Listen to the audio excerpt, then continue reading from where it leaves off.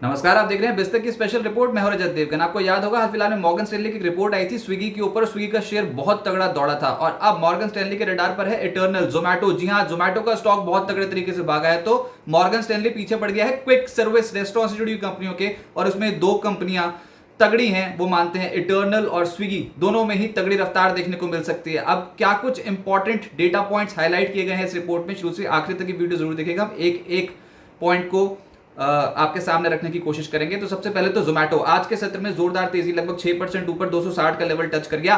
5 महीने की ऊंचाई पर पहुंच गया शेयर। और अगर परफॉर्मेंस देखो जोमैटो का, तो आज लगभग 6% ऊपर, एक हफ्ते में लगभग 16% ऊपर, और एक महीने का ट्रैक रिकॉर्ड बताता है कि लगभग 8.25% चढ़ गया है जोमैटो का शेयर।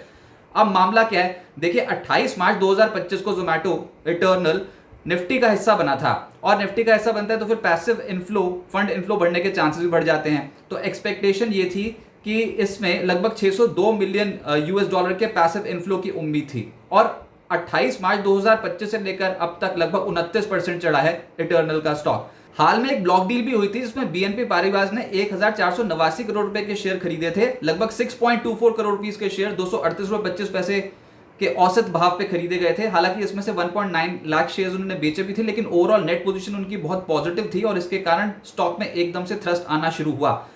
अब मॉर्गन स्टैनली, जो इस वीडियो की शुरुआत में मैंने आपको बताया था कि मॉर्गन स्टैनली के टारगेट्स तो सुनो आप। इटर्नल जोमैटो पे ओवरवेट रेटिंग है, 320 रुपए का लक्ष्य, मौजूदा भाव 260 रुपए के आसपास। ऊपर से स्विगी ओवरवेट रेटिंग है, 405 रुपए का टारगेट, सीएमपी है लगभग 367 रुपीज के आसपास, और वो इटर्नल पे ज्यादा ओवरवेट हैं स्विगी के मुकाबले।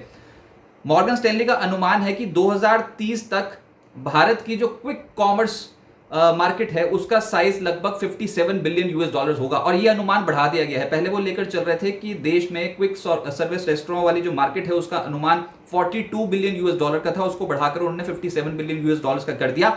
FY 26 से 29 में वो समझते हैं कि इटर्नल जोमैटो के क्विक कॉमर्स सेगमेंट में ग्रॉस ऑर्डर वैल्यू का अनुमान 9 से 11% उन्होंने बढ़ा दिया है, और फूड डिलीवरी कारोबार के मार्जिन सुधरेंगे। कितने सुधरेंगे?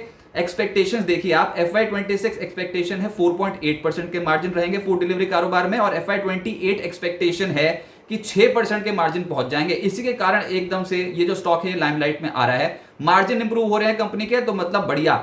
उसके बाद इटर्नल जोमैटो का जो एडजस्टेड एबिटा है, मॉर्गन स्टैनली मानता है कि FY 25 में जो वो 1079 करोड़ रुपए है वो बढ़ेगा तगड़े तरीके से, और FY 28 एक्सपेक्टेशन ये है कि वो एडजस्टेड एबिटा बढ़कर पहुंच जाएगा 6548 करोड़ रुपए। यही तो है री रेटिंग का एक पॉइंट जिसके कारण स्टॉक में एकदम से तेजी आ रही है। वैसे कुछ और पॉइंट्स भी मॉर्गन स्टैनली ने गिनवाए हैं, जिसमें क्विक कॉमर्स ऑर्डर में लगातार तेजी, फूड डिलीवरी मार्जिन में सुधार जारी, और साथ साथ प्रतिस्पर्धा का माहौल स्थिर बना रहेगा, और जोमैटो उसमें लीडरशिप उसमें बनी रहेगी। मार्केट में मजबूत पकड़ है जोमैटो की, और ऑपरेटिंग लेवरेज का भी फायदा होगा। तो जोमैटो की जो पेरेंट कंपनी है इटर्नल, इसके स्टॉक में जोरदार तेजी देखने को मिल रही है, और बाजार का डार्लिंग स्टॉक बना है। अगर ये रिसर्च आपको पसंद आई हो तो प्लीज वीडियो को लाइक कीजिए, और बिजनेस जगत के तमाम अपडेट्स के लिए आप जुड़ रहे हैं बिस्तक के साथ। नमस्कार।